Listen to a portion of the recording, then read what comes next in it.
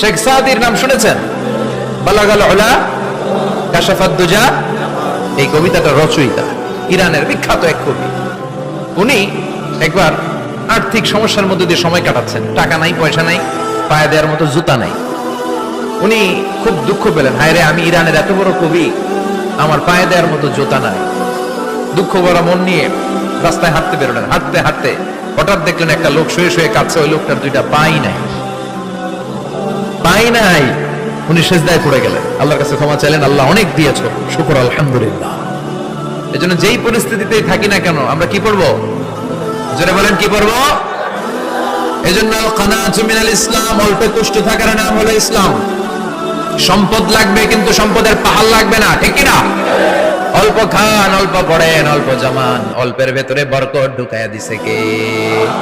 দেখবেন যাদের সম্পদ অল্প তারা সুখী বেশি। জরিপে এটা দেখা গিয়েছে, অনেক সার্ভেতে এটা এসেছে, যারা সম্পদশালী এরা দুঃখী বেশি, এদের দুঃখ বেশি, টেনশন বেশি। খুব স্বাভাবিক, টাকা যার বেশি রোগ তার বেশি, টাকা যার বেশি টেনশন তার বেশি, টাকা যার বেশি ঘরে শান্তি তার কম। আছে না নাই?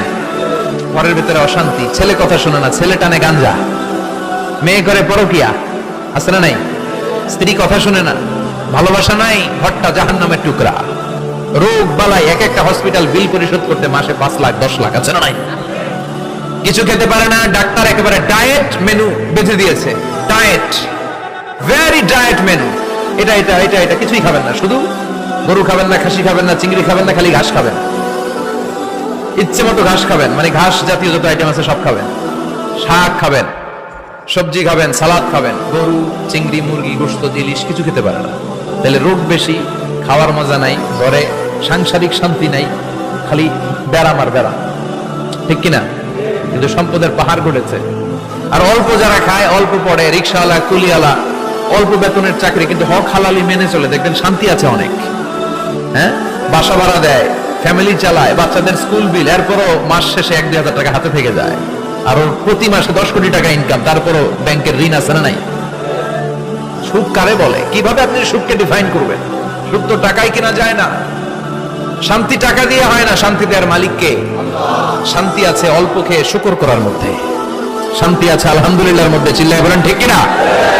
এজন্য অল্প খাবো, অল্প পড়বো, অল্প জামাবো, অল্পের ভেতরে বরকত দিয়েছে কে? দেখেন, ধনী ভাইরা খেতে পারে না, কিন্তু রিকশালার কি সমস্যা হয়? রিকশালারা সব খেতে পারে। কুলিওয়ালা, দিনমজুর, এরা একেবারে স্লিম, সুঠাম দেহি, মেদহীন পেট, পেটে কোনো মেদ নাই, ভুড়ি নাই। আর কোটিপতিদের মেদ আছে না নাই? এত বড় বড় পেট, ঠিক কিনা? আমাদেরও পেট আছে, তবে হালাল পেট, এটা হারাম টাকা দিয়ে এই ভুড়ি বানাই নাই আমরা। চিল্লায় বলেন ঠিক কিনা?